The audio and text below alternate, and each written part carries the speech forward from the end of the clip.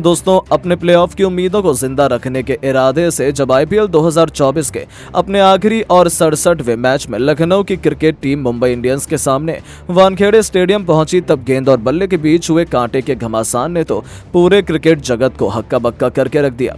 इस रोमांचक मुकाबले की शुरुआत से पहले जब टॉस के लिए सिक्का उछाला गया, तब किस्मत चमकी मुंबई के कप्तान हार्दिक पांड्या की और उन्होंने टॉस जीतकर एक बार फिर मेहमान लखनऊ की मेहमान नवाजी करने के लिए उन्हें पहले बल्लेबाजी करने का न्योता दिया।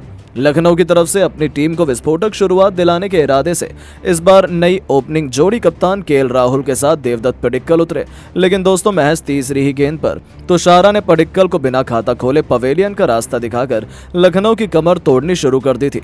उनके आउट होने के बाद अब मैदान में मार्क स्टोइनिस आए, लेकिन मुंबई की कातिलाना गेंदबाजी के आगे ये दोनों पहले 3 ओवर में पूरी तरीके से बेबस नजर आए।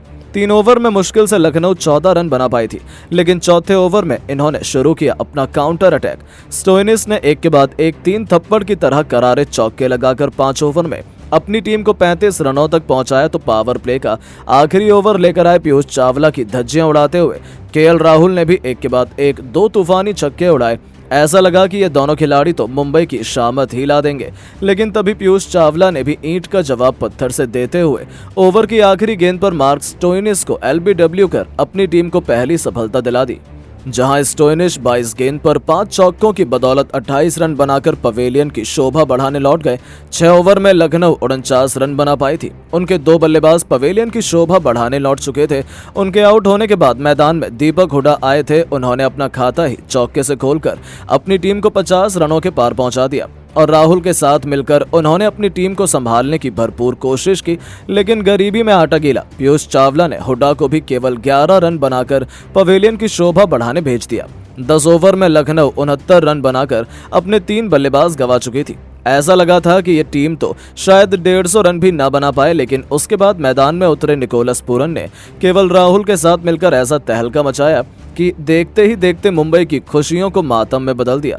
ये खिलाड़ी तो सर पर कफन बांध कर आया था। छक्के से अपना खाता खोलने वाले निकोलस पूरन ने फिर अपने बल्ले से ऐसा गर्दा उड़ाया कि 13वें ओवर में अंशुल कंबोज के पर खच्चे उड़ाते हुए 2 जबरदस्त चौके और 2 तूफानी छक्के ठोके। 13 ओवर में ही लखनऊ को 115 रनों तक पहुंचाया, तो 14वें ओवर में कप्तान हार्दिक को नानी याद दिलाते हुए पूरन ने एक के बाद एक 2 ताबड़तोड़ छक्के लगाए। हालत तो ऐसी हो गई थी कि अगले ही ओवर में भी अर्जुन तेंदुलकर का स्वागत एक के बाद एक 2 खौफनाक छक्के से कर निकोलस पूरन ने केवल 19 गेंद पर अपना खतरनाक अर्धशतक पूरा कर मुंबई फैंस और उनके खिलाड़ियों की आंखों में आंसू ला दिए और पूरे स्टेडियम में खामोशी छा गई। तो अर्जुन के रिटायरमेंट लेने के बाद इसी ओवर में गेंदबाजी करने आए नमन धीर की भी बेरहमी से कुटाई करते हुए पूरन के बाद 1-2 खतरनाक छक्के और एक चौका लगाया, जिसकी बदौलत इस ओवर में कुल 29 रन ठोक डाले। 15वां ओवर में ही लखनऊ उनकी विध्वंसक बल्लेबाजी से 159 रन ठोक चुकी थी। अचानक से पूरा मैच लखनऊ की तरफ झुक चुका था। यहाँ तक कि पूरन को खतरनाक बल्लेबाजी करता देख राहुल ने भी तेजी से अपने गियर में बदलाव किया। 16वें ओवर में तो 2 चौके जड़े और 39 गेंद पर अपना अर्धशतक पूरा किया, जो काफी धीमा था, पर ऐसा लगा कि इस तरीके से तो लखनऊ आसानी से 250 रन भी बना लेगी। मुंबई को समझ नहीं आ रहा था कि क्या किया जाए, लेकिन तभी मुकाबले में आता है एक बहुत बड़ा ट्विस्ट। 17वां ओवर लेकर आए नुवन तुषारा को भले ही पूरन ने 2 चौके जड़े, लेकिन इस खिलाड़ी ने भी अपनी बेइज्जती का बदला लेते हुए अगली ही गेंद पर पूरन का शिकार कर सबसे बड़ी मछली को अपने जाल में फंसा लिया, जहां निकोलस पूरन केवल 29 गेंद पर 5 चौके और 8 ताबड़तोड़ छक्कों की बदौलत 75 रन बनाकर लौटे।